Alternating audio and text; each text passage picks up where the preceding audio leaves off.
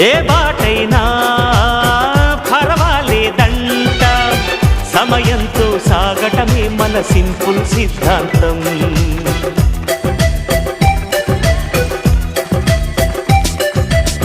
చిరుగాలికి పరిమళమిచ్చే సిరిమల్లెల వనమై ఉందాం, గగనాన్ని నేలను కలిపి హరివిల్లుల బంతెన అవుదాం.